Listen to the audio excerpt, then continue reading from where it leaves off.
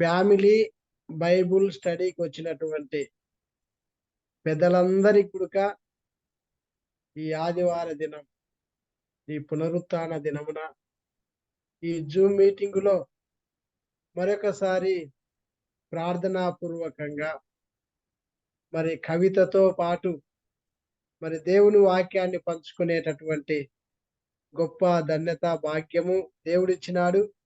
దేవునికి స్తోత్రాలు. వచ్చిన మీ అందరికీ నా హృదయపూర్వక ఈ సమయంలో పరిశుద్ధ గ్రంథంలో నుండి కొన్ని లేఖనాలు మనము ధ్యానం చేసుకుందాం. కీర్తనలు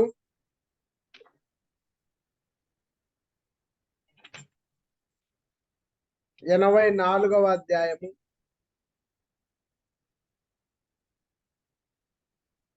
2వ వచనం. యెహోవా మందిరావరణములను చూడవలనని నా ప్రాణం ఎంతో ఆశపడుచున్నది, అది సొమ్మసిల్లుచున్నది. జీవము గల దేవుని దర్శించుటకు నా హృదయమును నా శరీరమును ఆనందముతో కేకలు వేయుచున్నవి. జీవము గల దేవుని దర్శించుటకు నా హృదయమును నా శరీరమును ఆనందముతో కేకలు వేయుచున్నవి. మత్తయి సువార్త 2వ అధ్యాయము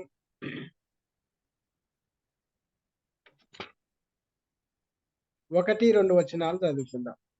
రాజైన హేరోదు దినముల యందు యూదయా దేశపు బెత్లెహేములో యేసు పుట్టిన పిమ్మట ఇదిగో తూర్పు దేశపు జ్ఞానులు యెరూషలేమునకు వచ్చి, యూదుల రాజుగా పుట్టినవాడెక్కడున్నాడు? తూర్పు దిక్కున మేము ఆయన నక్షత్రమును చూచి ఆయన పూజింప వచ్చితిమని చెప్పిరి. 9వ వచనం నుండి 11వ వచనం వరకు. వారు రాజు మాట విని బయలుదేరి పోవుచుండగా ఇదిగో తూర్పు దేశమున వారు చూచిన నక్షత్రం ఆ శిశువు ఉండిన చోటికి మీదుగా వచ్చి నిలుచు వరకు వారికి ముందుగా నడిచెను. వారు ఆ నక్షత్రమును చూచి అత్యానందభరితులై ఇంటిలోనికి వచ్చి తల్లి అయిన మరియను ఆ శిశువును చూచి సాగిలపడి ఆయనను పూజించి తమ పెట్టెలు విప్పి బంగారమును సాంబ్రాణి బోలమును కానుకలుగా ఆయనకు సమర్పించిరి. చిన్న ప్రార్థన చేసుకుందాం. ప్రేమగల తండ్రి, చదవబడిన లేఖన భాగము కొరకై మీ కృతజ్ఞతలు చెల్లిస్తున్నాం. ఈ వాక్య భాగాన్ని మా హృదయాలలో నాటునట్లుగా మీరే మాలో ఉండి మాట్లాడండి. మీరు మాట్లాడుతూ ఉండగా మేము విని గ్రహించి మేలు ఆశీర్వాదాలు పొందినట్లుగా మీరు సహాయం చేయమని ప్రార్థిస్తున్నాం. ఎలాంటి అంతరాయాలు కలగకుండా మీరు కాపాడాలని కూడా ప్రార్థిస్తున్నాం. ఇదిగో మా తండ్రి, ఈ జూమ్ మీటింగును ఏర్పాటు చేసినటువంటి నీ బిడ్డను, వారి కుటుంబాలను, ఇదిగో ఈ యొక్క జూమ్ మీటింగ్కి వచ్చిన బిడ్డలందరినీ, వారి కుటుంబాలను, వారి సంతానాలను మీరు జ్ఞాపకం చేసుకుని అందరినీ కూడా మీరు రక్షించి మీరు నడిపిస్తూ మీ కొరకు ఎదురు చూసేవారిగా మీరు సిద్ధపాటు చేసినందుకై మీకు స్తోత్రాలు చెల్లించుకొనిచుంటున్నాం. మా తండ్రి, మీరే మాతో మాట్లాడి మేము మీ మాటలు విని మీ చిత్తానుసారంగా జీవించినట్లు సహాయం చేయమని యేసు నామమున ప్రార్థన చేసి అడిగి వేడుకొనుచు ఉన్నాం మా తండ్రి. ఆమేన్. ప్రభునందు ప్రియులారా, మనము కీర్తన 84 2వ వచనములో జీవము గల దేవుణ్ణి దర్శించుటకు నా యొక్క హృదయము నా శరీరము ఆనందముతో కేకలు వేయుచున్నది. ఇక్కడ భక్తుడైనటువంటి దావీదు తెలియజేసిన వాడుగా ఉన్నాడు. అయితే నిజముగా జీవము గల దేవుణ్ణి దర్శించినటువంటి జ్ఞానులను మనము చూస్తూ ఉన్నాం. మన ప్రభువైన యేసు క్రీస్తు శిశువుగా ఉన్నప్పుడే జ్ఞానులైనటువంటి వారు జీవము కలిగినటువంటి మరి ప్రభువును దర్శించడానికి వారి హృదయము, వారి యొక్క శరీరము ఆనందముతో కేకలు వేస్తున్నట్లుగా మనము గమనిస్తున్నాం. అందుకే జ్ఞానులు ప్రభువును ఆరాధించారు. మరి మేడము చక్కగా కవితలో చక్కగా మరి మనకు తెలియజేసింది. కాబట్టి మరి అందుకే జ్ఞానులైనటువంటి ఈ యొక్క మరి జ్ఞానులైనటువంటి వారు యేసు ప్రభు దగ్గరికి మరి దర్శించుకోవడానికి వచ్చారు. మరి మత్తయి సువార్త 2:1-22 వచనంలో మనం గమనించినట్లు వాళ్ళు హేరోదు దగ్గరికి వచ్చారు. యూదయ దేశం బెత్లెహేముకు వచ్చారు. మరి యేసు అక్కడ పుట్టిన తరువాత వారు తూర్పు దేశం నుండి వచ్చిన వారుగా మరి యెరూషలేమునకు వచ్చి మరి ఇక్కడ రాజు పుట్టాడు అని వాళ్ళు ప్రశ్నించిన వారుగా ఉన్నారు. మరి తూర్పు దిక్కున మేము ఆయన నక్షత్రాన్ని చూసి ఆయన పూజింప వచ్చితిమని మరి అక్కడ దేవుని వాక్యంలో మనము మత్తయి సువార్త 2వ అధ్యాయము 1-2 వచనాల్లో చూస్తాం. వారు మరి చెప్పగానే రాజు ఈ మాట విన్నాడు. మరి బయలుదేరి పోచుండగా ఇదిగో తూర్పు దేశపు జ్ఞానులు వారు చూసిన నక్షత్రమును ఆ శిశువుని చోటికి మీదుగా వచ్చి నిలుచు వరకు వారికి ముందుగా నడిచెను. వారు నక్షత్రమును చూచి అత్యానంద భరితులై ఇంటిలోనికి వచ్చి తల్లి అయిన మరియను ఆ శిశువును చూచి సాగిలపడి ఆయనకు పూజించి తమ పెట్టెలు విప్పి బంగారమును సాంబ్రాణి బోలమును ఆయనకు మరి సమర్పించినట్లుగా మనము గమనిస్తున్నాం. అంటే ఇక్కడ యేసుక్రీస్తు యొక్క జననాన్ని మనము చూస్తూ ఉంటున్నాం. రెండవదిగా మరి జననము కాకముందే ప్రభుదూత స్వప్నమందు మరి మరియా ప్రదానం చేయబడినటువంటి నీతిమంతుడైన యేసేపునకు ప్రత్యక్షం కావడము రెండవదిగా చూస్తుంటున్నాం. మూడవదిగా యేసుక్రీస్తు జన్మించుట, తర్వాత పశువుల తొట్టిలో పరుండబెట్టుట, నాలుగవదిగా గొర్రెల కాపర్లకు దూత సువార్తమానము ప్రకటించుట మనం చూస్తూ ఉంటున్నాం. ఐదవదిగా పరలోక సైన్య సమూహము మరి దూతలతో కూడా ఉండి దేవుని స్తుతించినట్లుగా ఐదవదిగా మనం చూస్తున్నాం. ఆరవదిగా మనం గమనించినట్లయితే యేసు కు నామకరణ చేసినట్లుగా కూడా మరి అక్కడ మనం చూస్తుంటున్నాం. ఏడవదిగా ధర్మశాస్త్రమునందు వ్రాయబడినట్లు ప్రభువునకు ప్రతిష్ఠించుట గుడుక మనము చూస్తాం. ఎనిమిదవదిగా దేవాలయంలో సుమోయోను అనేటువంటి మరి ఒక యాజకుడు యేసును స్తుతించి దీవించుట కూడా మనము చూడగలుగుతాం ప్రియులారా. మరి ఈ తొమ్మిదవదిగా ఆషేరు గోత్రికురాలిగా మరి పనూయేలు కుమార్తె అయినటువంటి ప్రవక్త అయినటువంటి అన్నా కూడా దేవునిని కొనియాడినట్లుగా కూడా మనము గమనిస్తుంటున్నాం. అంతేకాకుండా ఇంకా ప్రభువు మరి గలిలయకు నజరేతుకు మరి తిరిగి వచ్చినట్లుగా కూడా మనము ఈ లేఖనాల్లో గమనిస్తాం. అంతేకాకుండా జ్ఞానులు యెరూషలేమునకు వచ్చినట్లుగా వారు నక్షత్రాన్ని చూసినట్లుగా బెత్లెహేములో మరి ఇంటిలోనికి శిశువును దర్శించుకున్నట్లుగా కూడా మనము ఇక్కడ లేఖనాల్లో చూస్తుంటున్నాం. ప్రభునందు ప్రియులారా, మరి 12వదిగా అప్పుడు అతడు లేచి రాత్రి వేళ శిశువును తల్లిని తోడుకొని ఐగుప్తునకు వెళ్ళినట్లుగా యేసేపు మరియమ్మలను మనము చూస్తూ ఉంటున్నాం. ఇది యేసుక్రీస్తు యొక్క జననము లేక యేసుక్రీస్తు యొక్క పుట్టుక చరిత్ర మనకు తెలుపుతూ ఉన్నది పరిశుద్ధ గ్రంథంలో. అయితే మనము ముఖ్యంగా తెలుసుకోవాల్సింది ఏంటంటే జ్ఞానుల యొక్క వృత్తాంతాన్ని మనము జ్ఞాపకం చేసుకుందాం. జ్ఞానుల యొక్క వృత్తాంతము నిజంగా మొదట మనం గమనిస్తే మరి దానియేలు గ్రంథంలోనైతేనేమి, అంతేకాకుండా మరి ఎస్తేరు గ్రంథంలోనైతేనేమి మనకు కొంతమంది జ్ఞానము కలిగినటువంటి వారు కనిపిస్తారు. ఎవరు వాళ్ళు అంటే మాదీయులు, పారసీకులు.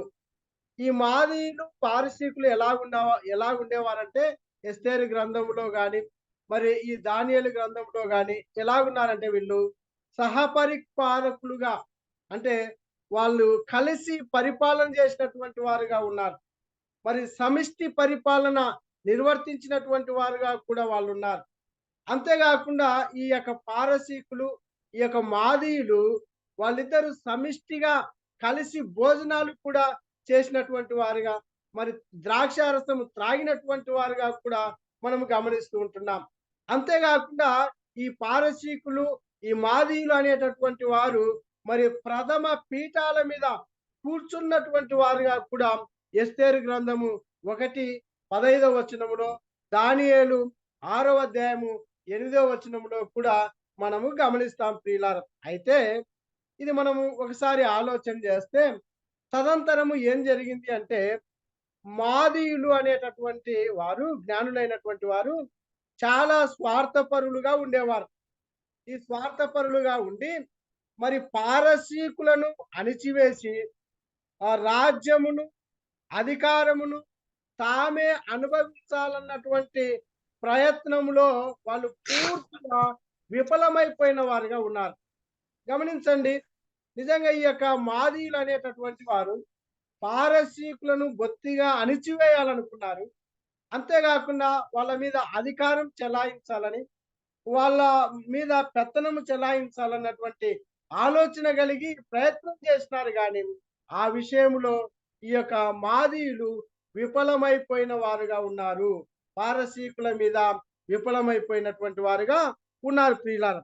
అయితే అప్పటి నుండి ఈ మాదీయులు ఏం చేసినారు అని మనం ఆలోచన చేస్తే, ఈ యొక్క మాదీయులు మరి అప్పటి నుండి అధికారం మీద గాని, హోదా మీద గాని మరి ఆశ పెట్టుకోకుండా వీళ్ళు ఎలాగైపోయినారంట గురువులుగాను, యాజకులుగాను ఒక ఆహ్, ఒక విధమైనటువంటి యాజక తెగగాను వీళ్ళు స్థిరపడిపోయినారట.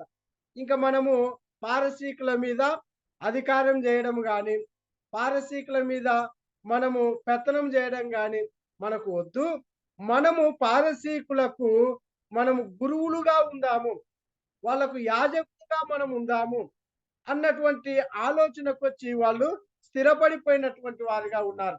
అంటే మనము గమనించినట్లుగా లేఖనాల్లో ఇశ్రాయేలీయులకు మరి లేవి ఏ విధంగా యాజకత్వం చేసినారో, మరి అదే విధంగా ఈ పారసీకులకు మాదీయులనేటటువంటి వారు యాజకులుగా మరి వాళ్ళు గురువులుగా మరి ఉన్నటువంటి వారుగా ఉండిరి.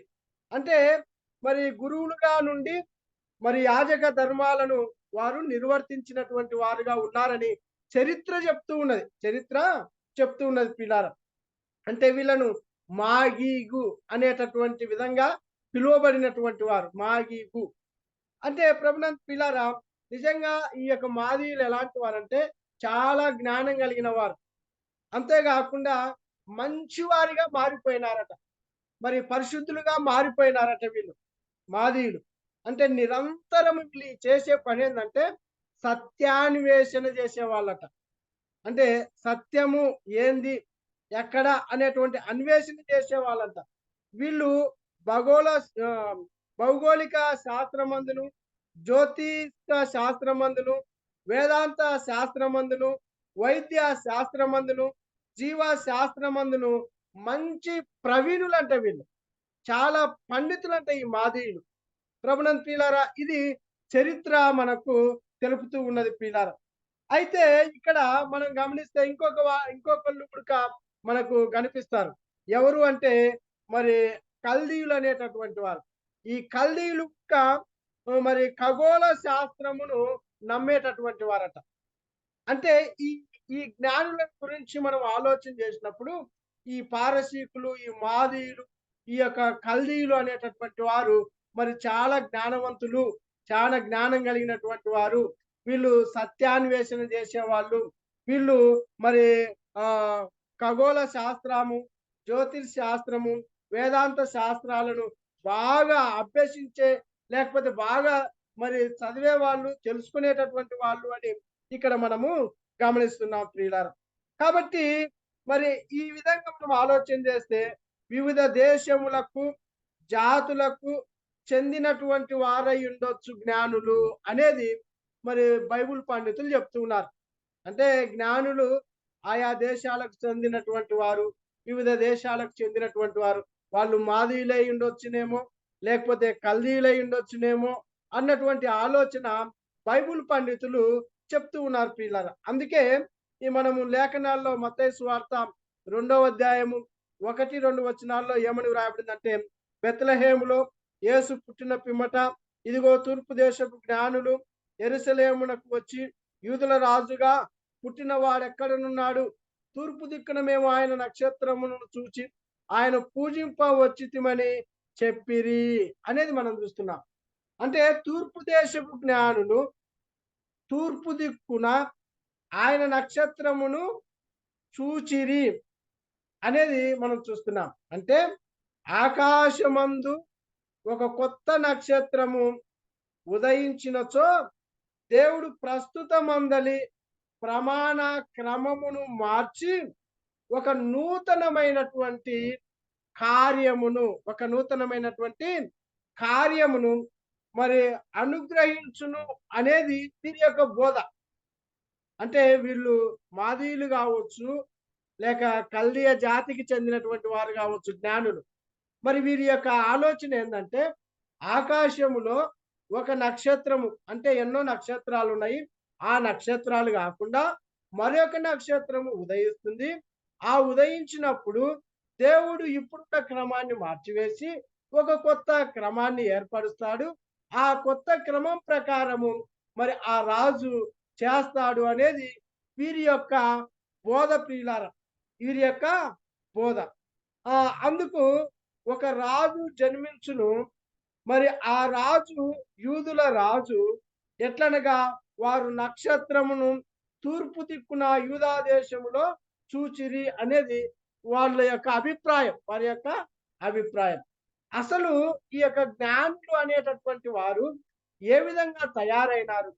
మరి ఎక్కడ వీళ్ళు యేసు ప్రభుని గురించి, ఆ నక్షత్రాన్ని గురించిన ఆలోచన, తలంపు, ఆ యొక్క మరి ఆ ఆలోచన ఎలా వచ్చింది అనేది మనం ఆలోచన చేస్తే, మనం ఇప్పుడు మరి నెబుకద్నెజర్ రాజు దగ్గరికి వెళ్ళాలి. దానియేలు గ్రంథంలోకి మనం వెళితే నిజంగా ఈ జ్ఞానం గురించినటువంటి విషయాలు మనకు బోధపడతాయి ప్రియులారా. నిజంగా ఈ బబులోను రాజుకు నెబుకద్నెజరు యూదా రాజ్యమును జయించాడు కదా. బబులోను యొక్క బబులోను రాజైన నెబుకద్నెజరు మరి లాస్ట్‌న యూదా రాజ్యాన్ని జయించినాడు. మరి ఆ జయించినప్పుడు ఇశ్రాయేలు రాజవంశములో మరి రాజ్యములో నుండి ముఖ్యమైనటువంటి, అంటే ఏ మాత్రము లోపము లేనటువంటి వారిని, మరి చక్కటి మరి ఆ విద్యను, అంతేకాకుండా మంచి సౌందర్యం కలిగినటువంటి వారిని, అంతేకాకుండా తత్వశాస్త్రమును తెలిసినటువంటి వారిని, మరి కొంతమంది బాలులను ఆయన ఆ యొక్క యూదా దేశములో నుండి తీసుకొని వచ్చినట్లుగా దానియేలు గ్రంథములో మనము చూస్తాం ప్రియులారా. మరి ఆ విధంగా ఆ నగరునందు నిలవదగినటువంటి కొందరు బాలులను మరి ఆయన రప్పించినట్లుగా చూస్తాం. అది దానియేలు గ్రంథము 1వ అధ్యాయము 3వ వచనములో అక్కడ మనకు కనబడతాయి. అంటే వారిలో మరి ఆ బాలులలో, అంటే యూదా దేశములో నుండి తెచ్చినటువంటి బాలులలో ప్రాముఖ్యమైనటువంటి వారు ఎవరంటే దానియేలు. ఎవరు? దానియేలు. అయితే ఈ యొక్క దానియేలు చాలా ప్రాముఖ్యమైనటువంటి వాడు. అయితే నెబుకద్నెజరు మరి శకురగాండకును, గారడీ విద్య గల వారికిని, కల్దీయులకును, జ్యోతిష్కులకును పై అధిపతిగా అతనిని అనగా దానియేలును నియమించినటువంటి వాడుగా ఉన్నాడు. ఈ నెబుకద్నెజరు వీళ్ళందరికీ మరి పై అధికారిగా దానియేలును నియమించినాడు. అయితే ఈ దానియేలు మరి ఏం చేసినాడు? అక్కడ ఉన్నటువంటి కల్దీయులకు గాని, మాదీయులకు గాని, ఆ జ్యోతిష్కులకు గాని, ఇంకా అక్కడ ఉన్నటువంటి చాలా మంది వారికి ఈయన ఏం చేసినాడంటే, ఈ దానియేలు మరి దానియేలు లేఖనంలోని, అంటే ప్రవచనంలోని యేసును గురించి వాళ్ళకి తెలియజేశాడట. యేసును గురించి అప్పుడే మరి ఆయన తెలియజేసినాడట ఈ యొక్క దానియేలు. అంటే కల్దీయులకును, జ్యోతిష్కులకును ఆయన బోధించినటువంటి వాడుగా మరి పండితులు చెప్తూ ఉన్నారు ప్రియులారా. మరి ఈ పండితుల యొక్క అభిప్రాయం అంటే ఈ యొక్క జ్ఞానులు ఏ విధంగా వచ్చారు? అసలు వాళ్ళకు తూర్పు దేశపు జ్ఞానులు ఆకాశంలో ఉన్న నక్షత్రము అది చూసి యెరూషలేముకి రావడానికి కారణం ఏంది? అసలు ఆ నక్షత్రాన్ని చూస్తే ఒక రాజు పుట్టాడన్న అభిప్రాయం వాళ్ళకి ఎలా వచ్చింది? అసలు ఏంది ఈ కథ అని మరి చాలామంది మరి ప్రయత్నం చేసి, ఆలోచన చేసి మరి బైబిల్ పండితులు చెప్పిన విషయాలేందంటే, నిజంగా వీళ్ళందరికి కూడక దానియేలు బోధించాడు అని పండితుల యొక్క అభిప్రాయం ప్రియులారా. నిజంగా మరి ఆయన ఏం చెప్పింటాడు అనేది మనం ఆలోచన చేస్తే సంఖ్యాకాండము 24వ అధ్యాయము 17వ వచనాన్ని వాళ్ళకి ఎత్తి చూపిండొచ్చు అని చెప్తూ ఉన్నారు. ఏమని వ్రాయబడింది అక్కడ?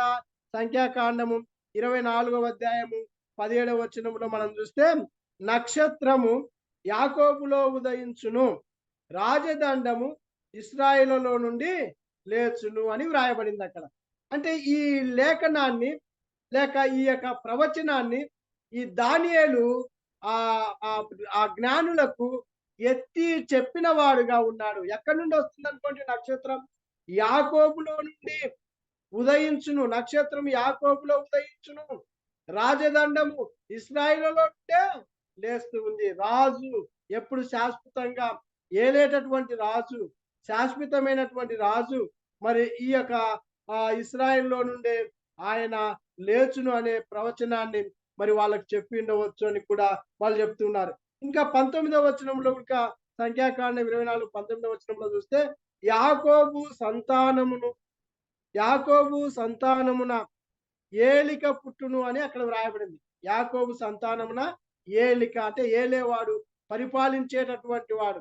మరి అక్కడి నుండే పుడతాడు అని కూడా ఆ విషయాన్ని చెప్పి ఉండొచ్చు. ఇంకా ఆయన ఏం చెప్పిండొచ్చు అంటే, యెషయా గ్రంథాన్ని కూడా ఎత్తి చెప్పినవచ్చు. ఏమని? యెషయా గ్రంథం 11:1లో మనం చూస్తే, మొద్దు నుండి చిగురు పుట్టును. మొద్దు నుండి చిగురు పుట్టును. మరి అక్కడ వ్రాయబడినది ప్రియులారా, వాని వేరులు నుండి అంకురము ఎదిగి ఫలించును. ఈ విషయాలన్నీ కూడా దానియేలు ఈ కల్దీయులకు గాని, ఈ మాదీయులకు గాని, లేక ఇంకా కొంతమంది మరి ఆ జ్ఞానులకు మరి దానియేలు ఆ విషయాలన్నీ కూడా ప్రవచనంలోని, లేఖనంలోని విషయాలు వాళ్ళకి ఎత్తి చెప్పి ఉన్నాడని మనము చూస్తూ ఉంటున్నాం ప్రియులారా. అంతేగాకుండా యేసుక్రీస్తు జననమునకు అంటే 500 సంవత్సరాలకు ముందుగానే యేసు పుట్టుకను గురించి దానియేలు ప్రవక్త ప్రవచించెను. అది మనకు ఎక్కడ ఉంది? దానియేలు గ్రంథము 9వ అధ్యాయము 24వ వచనం నుంచి 27వ వచనంలో మనము చూస్తాం ప్రియులారా. కాబట్టి ఈ యొక్క దానియేలు ప్రవక్తనే ఆయన 500 సంవత్సరాలకు ముందుగానే అంటే క్రీస్తు జననమునకు 500 సంవత్సరాలు ముందుగానే యేసు పుట్టుకను గురించి దానియేలు ప్రవక్త ప్రవచించిన వాడిగా చూస్తుంటున్నాం. అంటే ఈ విధముగా జ్ఞానులు యూదా దేశములో యూదుల రాజు జన్మించునని తూర్పున నక్షత్రమును బట్టి వాళ్ళు విశ్వసించిన వారుగా ఉన్నారు. అంటే దానియేలు చెప్పినటువంటి మాట ప్రకారము ఆకాశంలో నక్షత్రము అనగా ఇప్పుడున్న నక్షత్రాలు కాకుండా ప్రత్యేకమైన నక్షత్రము ఉదయించినప్పుడు ఆ జ్ఞానులు ఆ నక్షత్రాన్ని చూచి నిజంగా ఆ జ్ఞానులు మరి ప్రభువును విశ్వసించి ఉన్నట్లుగా మనము చూస్తూ ఉంటున్నాం. అంతేకాకుండా ప్రభునందు ప్రియులారా, జ్ఞానులు నక్షత్రమును చూచి ప్రయాణమై యెరూషలేములోని రాజైన హేరోదు వద్దకు వచ్చి యూదుల రాజుగా పుట్టిన శిశువు కొరకు విచారించినటువంటి వారుగా ఉన్నారు. కాబట్టి రాజు ప్రధాన యాజకులను, ప్రజలలో నుండి శాస్త్రులను అందరినీ సమకూర్చి యేసు ఎక్కడ పుట్టినని వారిని అడిగినటువంటి వాడుగా మనము చూస్తున్నాం. కాబట్టి ప్రభునందు ప్రియులారా, వీళ్ళు నిజంగా యెరూషలేముకి వచ్చారు. మరి హేరోదు రాజు దగ్గరికి వెళ్ళాడు. వెళ్ళి మరి యూదులకు రాజుగా ఒక ఆయన పుట్టాడు. మరి ఆయన ఎక్కడ పుట్టాడు అని వీళ్ళు అడిగితే ఆ హేరోదు రాజు అక్కడున్న ప్రధానులను, అక్కడున్నటువంటి శాస్త్రులను అందరినీ సమకూర్చి ఎక్కడో కనుకొండయ్యా చెప్పండి అన్నప్పుడు వాళ్ళు మీకా గ్రంథంలోని వాక్యాన్ని చదివినట్లుగా మనము గమనిస్తాం. మీకా గ్రంథం 5వ అధ్యాయము 7వ వచనము రాజుకు తెలియజేస్తారు ప్రియులారా. బెత్లెహేము, ఎఫ్రతా, యూదా యూదా వారి కుటుంబములలో నీవు స్వల్ప గ్రామమైనను నా కొరకు ఇశ్రాయేలును ఏలువాడు నీలో నుండి వచ్చును. పురాతన కాలం మొదలుకొని శాశ్వత కాలం ఆయన ప్రత్యక్ష మగును అనే విషయాన్ని ఆ హేరోదు రాజుకు చెప్పినప్పుడు హేరోదు రాజు కలవరపడతాడు. హేరోదు రాజు కలవరపడతాడు. నిజంగా మరి మేడం కూడా చాలా సార్లు చెప్పింది. నిజంగా ఆ పిల్లవాడు పెరగాల, పెద్దగా కావాలా, ఓ యవనస్తుడు కావాలా, రాజుగా ఏర్పడాలా, అప్పుడు కదా మరి ఈయన కలవరపడాల్సింది. అంతలోపల ఈయన హేరోదు రాజు చనిపోతాడు. నిజంగా ఆ వయసు వచ్చే లోపల ఎందుకు ఆ కలవరం వచ్చింది? నిజంగా ప్రభునందు ప్రియులారా మనం గమనిస్తే నిజంగా అలాంటి కలవరము ఆ హేరోదు రాజుకు వచ్చింది ప్రియులారా.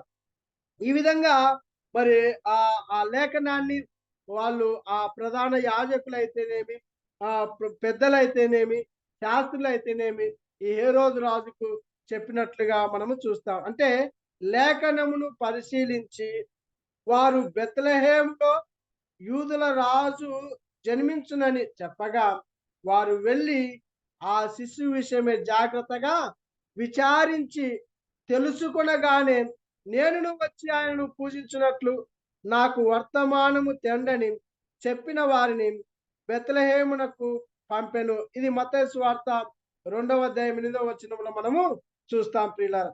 అంటే నక్షత్రము దాన్ని మరి చూపగా అత్యానంద భరితులై ఇంటిలోనికి వచ్చి తల్లి అయిన మరియా ఆ శిశువును చూచి సాగిలపడి ఆయన పూజించి తమ పెట్టెలు విప్పి బంగారమును, సాంబ్రాణి, బోలమును కానుకలుగా ఆయనకు సమర్పించిరి. మత్తయి సువార్త 2వ అధ్యాయం 10 నుంచి మనం 11 వచనాల్లో చూస్తాం. అంటే సుమారు ఈ జ్ఞానులు దాదాపు 2 సంవత్సరాలు వ్యయ ప్రయాసల చేత కష్ట నష్టాలకు ఓర్చుకొని వాళ్ళు బెత్లెహేమునకు ప్రయాణమయ్యారు అనేది ఇక్కడ మనం గమనిస్తున్నాం. అంటే యేసు కనుగొని పూజించి కానుకలను అర్పించినటువంటి జ్ఞానుల మరి జన్మస్థలం విషయమై పండితులు మరి ఈ ఈ 2 సంవత్సరాలు తూర్పు దేశం నుండి వచ్చి వాళ్ళను కనుక్కొని యేసు ప్రభు దగ్గరికి వచ్చి మరి అక్కడ చూసినటువంటి విషయాలన్నీ కూడా చాలా మంది మరి బైబిల్ పండితులు మరి ఒక ఏకాభిప్రాయానికి రాలేకపోతూ ఉన్నారు. అంటే ఇక్కడ మనం గమనిస్తే వీళ్ళు చాలా రెండేండ్ల నుండి వ్యయ ప్రయాసల కష్ట నష్టాల కోర్చి ప్రయాణించి బెత్లెహేములో యేసును కనుగొని పూజించి కానుకలను అర్పించినటువంటి జ్ఞానుల జన్మస్థల విషయము మరి ఇప్పటికి కూడా కనుక్కోలేకపోతున్నారు. అంటే నిజంగా ఆ జ్ఞానుల యొక్క జన్మస్థానం ఏది? వాళ్ళు తూర్పు దేశం జ్ఞానులే అంటున్నారు కానీ నిజంగా వాళ్ళు తూర్పు దేశంలో వారి జన్మస్థలం ఎక్కడ? అసలు వాళ్ళు ఎవరు? ఏంటి? అసలు వాళ్ళు ఏ గోత్రానికి చెందిన వాళ్ళు? అసలు వాళ్ళు అన్యులా లేక యూదులా లేక ఇశ్రాయేలీలా అనే విషయాన్ని ఇప్పటికి కూడా మరి కనుక్కోలేనటువంటి పరిస్థితి ఉందని కొందరి యొక్క అభిప్రాయం ప్రియులారా. మరి అంతేకాకుండా కొందరు ఏమంటున్నారంటే కొందరు కల్దీలు అంటున్నారు. ఇంకా కొందరు ఏమంటున్నారంటే కాదు కల్దీలు కాదు వీళ్ళు అరేబియా దేశస్తులని ఇంకా కొందరు కూడా అంటూ ఉన్నారు. మరికొందరు ఏమంటున్నారంటే మరి దేశములకు ఆయా దేశాలకు చెందిన వారు కావచ్చు అని అభిప్రాయ పడుతున్నారు. అంటే పలు రకాలుగా పలు విధాలుగా జ్ఞానుల గురించి ఆలోచన చేస్తూ ఉన్నారు పిల్లారా. ఇంకా కొన్ని విషయాలు మనం గమనిస్తే జ్ఞానుల సంఖ్య గురించి కూడా కొందరికి భిన్నాభిప్రాయం ఉంది. అంటే వాళ్ళు ఎంతమంది వచ్చారు అని. నిజంగా ఇక్కడ మనం గమనిస్తాం ప్రియులారా, మరి నిజంగా మరి ఎంతమంది వచ్చారు అని జ్ఞానులను గూర్చినటువంటి భిన్నాభిప్రాయము ఇక్కడ మనం గమనిస్తాం ప్రియులారా. అక్కడ ఏమని వ్రాయబడిందంటే, జ్ఞానులను గూర్చి తెలుసుకొనినప్పుడు, జ్ఞానులను గూర్చి తెలుసుకొనినప్పుడు యెరూషలేము వారందరూ కలవరపడిరి. మత్తయి సువార్త 2:3. అంటే జ్ఞానులను గురించి తెలిసినప్పుడు, అంటే ఎంతమంది అని? జ్ఞానులంటే ఒకరా, ఇద్దరా, ముగ్గురా, లేకపోతే ఇంకా ఎక్కువ మందా, లేకపోతే ఇంకా ఎక్కువ మంది, అంటే ఎంతమంది జ్ఞానులు వచ్చారో, అంటే ఆ జ్ఞానులను వాళ్ళు చూశారట. చూసి వాళ్ళు కలవరపడ్డారట. ఇది మత్తయి సువార్త 2:3లో మనం చూస్తాం. అంటే ఈ వచనాన్ని బట్టి జ్ఞానులు అనేకులు కావచ్చు అని కొందరి అభిప్రాయం. వాళ్ళు ముగ్గురే గాదు, చాలా మంది అని కొందరి అభిప్రాయం. ఇంకో కొందరి అభిప్రాయం ఏంది అంటే, లేదు లేదు వాళ్ళు 12 మంది జ్ఞానులు అని కొందరు అభిప్రాయం ప్రియులారా. ఇలాగా రకరకాలుగా అభిప్రాయపడుతున్నారు. ఇంక కొందరు ఏమంటున్నారంటే, లేదు వాళ్ళు ముగ్గురే, ఆ ముగ్గురు గుడక రాజ్య వంశస్థులకు చెందినటువంటి వారు అంటున్నారు. ఒక రాజులు, ఆ రాజు వంశానికి చెందినటువంటి వారు ఆ ముగ్గురు అని కూడా మరి చాలా మంది చెప్తూ ఉన్నారు. వాళ్ళ పేర్లను కూడా చెప్పారు ప్రియులారా. నిజంగా మొదట ఆయన పేరంట మెల్కీయార్. మెల్కీయార్ అంట. మొదట ఆయన పేరు మెల్కీయార్ అంట.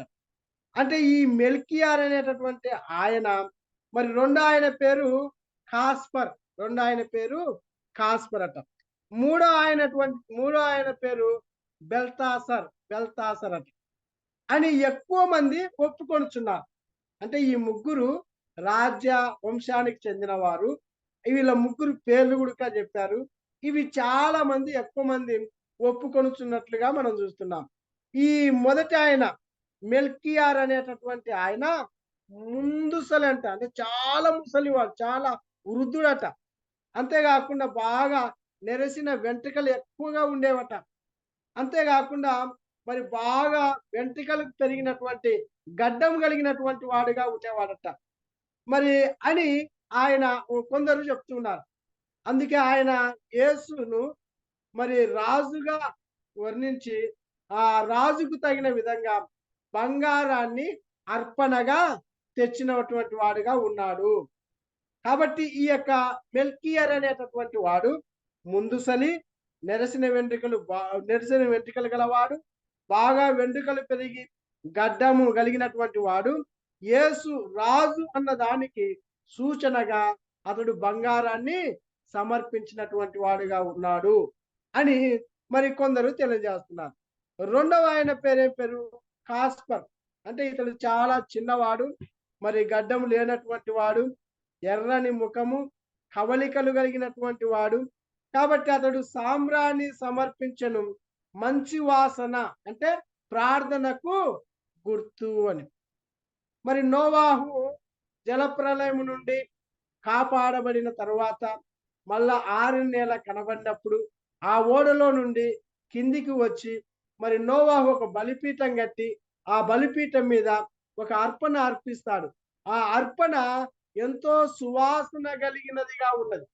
ఇక్కడ ప్రార్థన నోవాహు అర్పణ వలె సువాసన కలిగి ఉండవలనని సాంబ్రాన్ని అర్పించినట్లుగా ఈ యొక్క కాస్పరు మరి ఆ యొక్క సాంబ్రాన్ని మరి ప్రభువుకు అర్పించిన వాడుగా ఉన్నాడట. మూడవ ఆయన పేరు బెల్తసర్. బెల్తసర్ అంటే ఇతడు బాగా నల్లని వాడంట. మరి బాగా అప్పుడప్పుడే మరి నున్నూగు మీసాలు కలిగినటువంటి వాడుగా ఉన్నాడట. అయితే యేసు మరణములోనికి, అంటే యేసు మరణించిన తరువాత శరీరమును ప్రాయవలనంట గుర్తుగా ఆయన బోలమును నర్పించినటువంటి వాడుగా ఉన్నాడు అని చాలా మంది మరి బైబిల్ పండితుల యొక్క అభిప్రాయం. ఇది నేను మీతో ఈరోజు మరి పంచుకోవాలని ఆశపడి మరి ఈ విషయాన్ని మీకు తెలియజేస్తున్నాను పిల్లలు. అందుకే దేవుని వాక్యంలో వ్రాయబడింది. యోహాను సువార్త 1:29లో ఏమని వ్రాయబడిందంటే, మరి లోక పాపములు మోసుకొని పోవు దేవుని గొర్రె పిల్ల అని. ఇంకా ఈ యొక్క జ్ఞానులు ఇంకా ఏమంటారంటే యూదేతరులు అని చెప్తూ ఉన్నారు. అంటే యూదేతరులైన దేవుని వాక్యంలో ఏం చెప్తుందంటే, యేసు క్రీస్తు అందరికీ ప్రభు అని అపోస్తుల కార్యము 10:36 వచనంలో కూడా వ్రాయబడింది. అంటే జ్ఞానులు యేసును దర్శించుటకు మరి అందుకు నిదర్శనము. కాబట్టి యేసును దర్శించడానికి మరి నిదర్శనముగా ఇవన్నీ ఇచ్చారు. బంగారము, సాంబ్రాణి, బోళము. మరి బంగారం ఇచ్చినాయన చాలా ముసలివాడు. మరి సాంబ్రాణి ఇచ్చినటువంటి ఆయన మరి ఆ చిన్న మరి బాగా మంచి యవనస్తుడే గాని అతనికి గడ్డం లేనటువంటి వాడని, ఇంకా మూడవదిగా బోళాన్ని ఇచ్చినటువంటి ఆయన బాగా నల్లటి వాడు. అతడి బాగా మరి అప్పుడప్పుడు యవ్వనంకి వచ్చిన వాడని, మరి నూను మీసాలు కలిగిన వాడని మరి బైబిల్ పండితులు చెప్తున్నారు. అది దీనికి నిదర్శనం అని కూడా చెప్తున్నారు. ఇక్కడ మనం గమనిస్తే మత్తయి సువార్త 2:11లో వారు నక్షత్రమును చూచి అత్యానంద భరితులై ఇంటిలోనికి వచ్చి తల్లి అయిన మరియను శిశువును చూచి సాగిలపడి ఆయనను పూజించిరి. పూజించడం అనేది చాలా ముఖ్యం. అందుకే మనము కీర్తనలు 84 రెండవ వచనంలో మనం చదువుకున్నట్లుగా నా హృదయము నా శరీరము మరి ఉప్పొంగుచున్నది. ఆయనను దర్శించడానికి నా హృదయము నా శరీరము గొప్పగా ఆశపడుచున్నదని కీర్తనాకారుడు వ్రాసినాడు. ఆ విధంగా జ్ఞానులు కూడక ఆ నక్షత్రాన్ని చూసి ప్రభువును దర్శించుకొని ఆయనను పూజ చేసినట్లుగా, లేక ఆయనను ఆరాధించినట్లుగా, ఆయనను సేవించినట్లుగా మనము చూస్తూ ఉన్నాం ప్రియులారా. అందుకే దేవుని వాక్యంలో మనం చూస్తే కీర్తనలో చాలా సార్లు రండి నమస్కారం చేసి సాగిలపడదాం, ఆయన సృజించినటువంటి యెహోవా సన్నిధిని మోకరించదము అని వ్రాయబడింది ప్రియులారా. కాబట్టి మనం ఆయన సన్నిధికి రావాలి. మరి వాళ్ళు జ్ఞానులు యూదేతరులో మనకు సరిగా తెలియదు. వారు ఏ గ్రామంలో ఎక్కడి నుండి తూర్పు దేశం నుండి వచ్చారని దేశం ఒక్కటి తెలుస్తుంది గాని, మరి వాళ్ళ పేర్లు గాని, లేక వాళ్ళకు సంబంధించిన స్థలం గాని మనకు వివరంగా తెలియదు గాని, మనకొకటి అర్థమవుతుంది. యేసుక్రీస్తు ప్రభువు, యేసుక్రీస్తు దేవుడు. ఆయనను మనం ఏం చేయాలంటే ఆరాధించాలి కదా. రండి ఆయనను పూజించి, ఆయనను సేవించి, ఆయన సన్నిధిలో మోకరించుదామని కూడా కీర్తనాకారుడు 95:17లో మనం చూస్తున్నాం. అందుకే యేసు ప్రభు కూడా ఒక మాట అన్నాడు. యోహాను సువార్త 4వ అధ్యాయము 22వ వచనంలో ఒక మాట అన్నాడు. ఏమన్నాడు?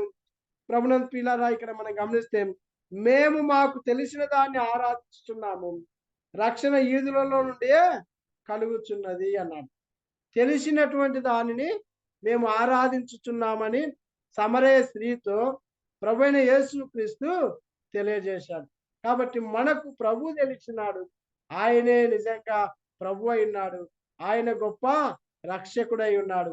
మన జీవిత కాలం అంతా కూడా మనము ఆయనను ఆరాధించాలి. ఇంకా ప్రభు మరి కింది వచనంలో కూడా అన్నాడు. యోహాను సువార్త 4వ అధ్యాయం 24వ వచనంలో దేవుడు ఆత్మ గనక ఆయన్ను ఆరాధించువారు ఆత్మతోనూ సత్యముతోనూ ఆరాధించాలి అని కూడా అక్కడ వ్రాయబడింది. కనుక దేవుడు తన కొసగినటువంటి దైవ జ్ఞానమును బట్టి యూదులు మరి రాజును మరి పూజించినట్లుగా, చాలా మంది యూదులు రాజును పూజించినట్లుగా, ఆరాధించినట్లుగా, జ్ఞానులు దేవుణ్ణి ఆరాధించినట్లుగా, పూజించినట్లుగా, మరి వాళ్ళు అలాగ మరి సేవించి ఆరాధించి వాళ్ళ దేశానికి వాళ్ళు వెళ్ళిపోయినట్లుగా మనం చూస్తున్నాం.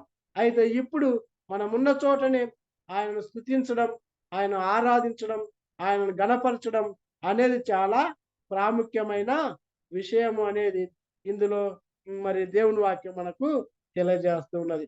కాబట్టి ప్రభునందు ప్రియులారా, మన బ్రతికినంత కాలం మరి మన ప్రభువైన యేసుక్రీస్తు ఆరాధనకు పాత్రుడు, ఆరాధనకు ఆయన యోగ్యుడు. ఆయనే మన స్తుతుల మీద ఆసీనుడై ఉండాలి. నిత్యము ఆయనను మనము ఆరాధించాలి. ఆయన అద్వితీయ సత్య దేవుడై ఉన్నాడు. కాబట్టి ఆయన పుట్టినప్పుడే ఆయన ఆరాధించడానికి మరి దేవదూతల సమూహం వచ్చింది. మరి ఆయన ఆరాధించడానికి గొర్రెలు కాచుకున్న గొల్లలు వచ్చారు. ఆయన్ను స్తుతించడానికి మరి దేవుని మందిరములో యాజకత్వం చేస్తున్నటువంటి సుమోయోను గుడక ఆయన స్తుతించినాడు. మరి అన్న అనేటువంటి ప్రవక్తి గుడక ఆయన గురించి కొనియాడింది. కాబట్టి ఇన్ని విధాలుగా దేవుని వాక్యములో మనకు కనబడుతున్నాయి. కాబట్టి మనము ఆయనను ఆరాధించే వారంగా, ఎల్లప్పుడూ స్తుతించే వారంగా ఉండాలని, మరి ఈ జ్ఞానులను ఎవరైనది వారి యొక్క జ్ఞానుల వృత్తాంతాన్ని కూడా మనము కొంత తెలుసుకోవడానికి దేవుడు సహాయం చేసినాడు. దేవుడి వాక్యాన్ని దీవించి ఆశీర్వదించును గాక. ఆమెన్.